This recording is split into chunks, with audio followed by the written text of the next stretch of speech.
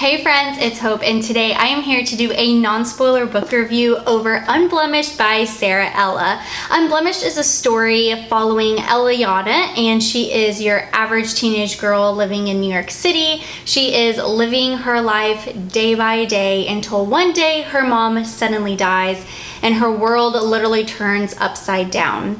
After her mom's passing, some really strange things start to happen. She is being hunted by strange men with mysterious powers, and things really start picking up in the book from there. Eliana also has a physical trait on her face. She has a birthmark on the side of her face that she has really struggled with self-acceptance. But what Eliana doesn't know is that her birthmark is way more than just that. But that is just a brief synopsis of what this book is all about. And like I said before, this was written by Sara Ella, and she is actually a booktuber here on YouTube, and I'm going to leave her channel information down below. This book actually comes out on October 11th. So as I mentioned before, Eliana is our main character. She is a character that is very strong and independent. She isn't afraid to feel vulnerable, but she also isn't one to give up hope in the midst of adversity. Our two love interests in Unblemished, along with all the other characters, are very distinguished. They have very unique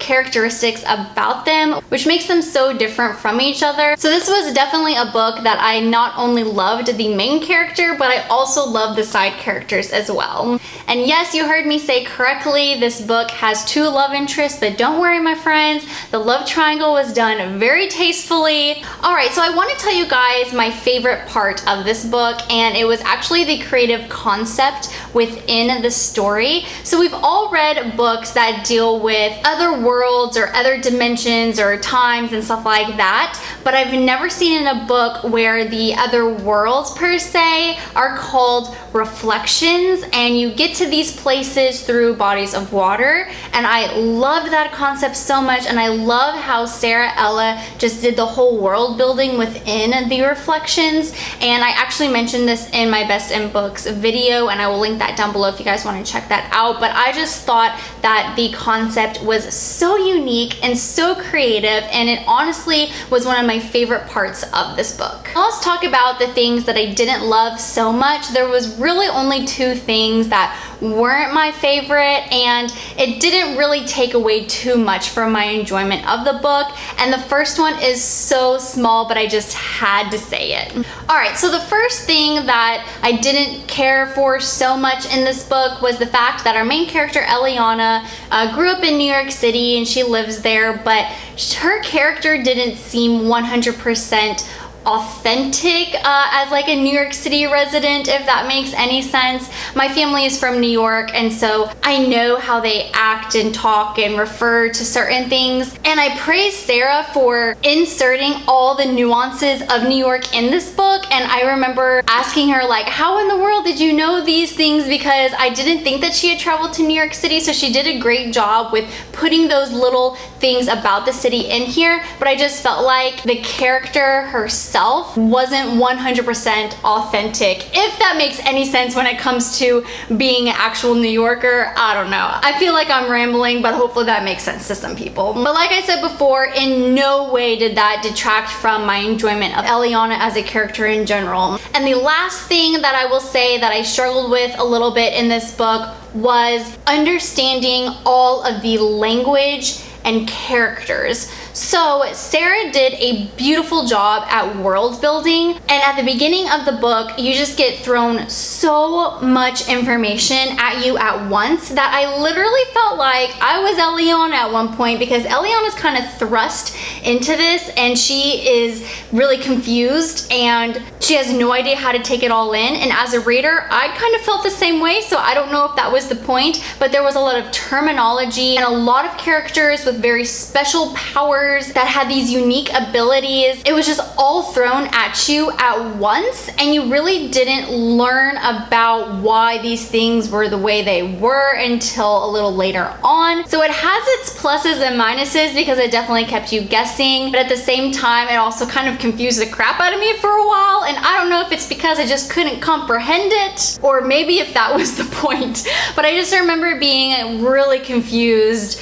throughout the first half of the novel. I couldn't put together who was a good guy, who was a bad guy, who was a part of the rebellion, and like I said, all these fancy new terminologies that you have to learn for this very unique world. Alright, so I want to end this video by talking to you guys about some of the best things about this book, and the first one is probably no surprise to you all if you know Sara and you read this book, but I felt like Sara's essence was just sprinkled through the whole book. In each chapter, I felt a piece of Sara in this novel, and it made my heart so happy, and it made me smile every time I flipped through the next page. I literally felt like Sara was sitting beside me and reading me this book. I feel like she did a wonderful job at inserting her personality and her love and her interests and passions into this book without making it super distracting, but I just felt like her essence was woven through these chapters, and I absolutely adored that. The next thing that I really loved is this book was so fast-paced.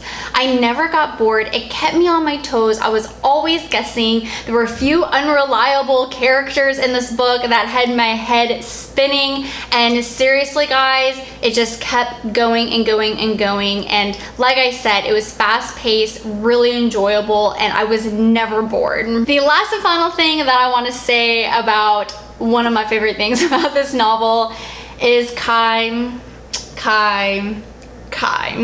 I'm definitely hardcore team Kai, so we'll see if that ends up panning out. If so, I will not be mad at it. Alright friends, well that does it for my non-spoiler book review over Unblemished by Sara Ella. I ended up rating this book a 4 out of 5 stars. I cannot wait to see where this story goes. This book, like I said, does come out October 11th, which is tomorrow. So make sure you guys go out and pick up a copy for yourself. It was a beautiful story. And like I said, if you know anything about Sara Ella, or you watch her channel, or you talk to her on social media, I definitely think that you will appreciate this book so much. You can tell how much love and time and passion she put into this novel. So well done, Sara. I absolutely adored it, and I hope you guys enjoyed this review. Until next time guys, I hope you guys have a wonderful day, and I'm sure I will see you soon. Bye.